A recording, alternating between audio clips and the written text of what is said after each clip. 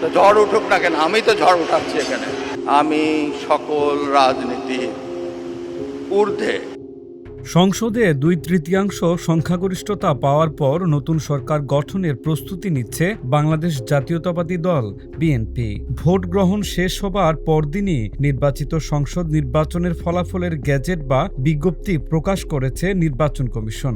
নিয়ম অনুযায়ী সংসদ সদস্যদের শপথ নেওয়ার মাধ্যমে শুরু হবে নতুন সংসদের যাত্রা। এরপরেই দায়িত্ব গ্রহণ করবে নতুন সরকার। কিন্তু কবে নির্বাচিতরা শপথ নেবেন তা এখনও পরিষ্কার নয়। বিভিন্ন সূত্র থেকে জানা যাচ্ছে, আগামী মঙ্গলবার সংসদ সদস্য হিসাবে নির্বাচিত ও বিএনপি নেতৃত্বাধীন সরকারের শপথ নেওয়ার কথা রয়েছে। এই বিলম্বের কারণ হিসেবে সামনে আসছে বিভিন্ন আইনি জটিলতা। নতুন সরকারের কাছে ক্ষমতা হস্তান্তরের জন্য সংবিধানে বেশ কিছু নিয়ম উল্লেখ রয়েছে। রীতি অনুযায়ী প্রধানমন্ত্রী ও মন্ত্রিসভার সদস্যদের শপথ পড়াবেন রাষ্ট্রপতি। এই প্রেক্ষাপটে আলোচনায় এসেছে প্রেসিডেন্ট মোহাম্মদ শাহাবুদ্দিনের ভবিষ্যৎ।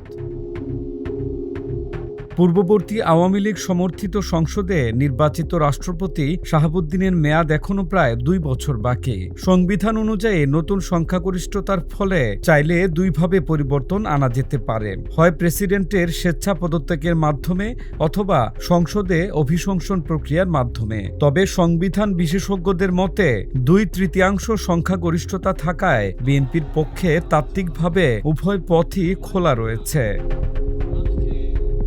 বিগত আওয়ামী লীগ সরকারের আমলে নির্বাচিত রাষ্ট্রপতিকে নিয়ে জুলাই পরবর্তী সময়ে প্রশ্ন উঠেছিল। জুলাই যোদ্ধাদের একটি অংশ রাষ্ট্রপতিকে সরিয়ে দেওয়ার দাবিতে বিক্ষোভও করেছিল। সমালোচনা হয়েছিল সোশ্যাল মিডিয়াতেও। কিন্তু সে সময় বিভিন্ন গণমাধ্যমে উঠে আসে, সাংবিধানিক জটিলতা এড়াতে সরকার রাষ্ট্রপতিকে শপথে বহাল রাখে অনেকটা বাধ্য হয়ে। এবার নির্বাচিত সরকার শপথ নেওয়ার পর নিশ্চয়ই আর রাষ্ট্রীয় সর্বোচ্চ মর্যাদার আসনটি বরাদ্দ থাকবে না আওয়ামী আমলে নির্বাচিত রাষ্ট্রপতি শাহাবুদ্দিনের জন্য। দেখা যাক কি আছে রাষ্ট্রপতি শাহাবুদ্দিনের ভাগ্যে আর কিভাবে তা বাস্তবায়ন করা হয়।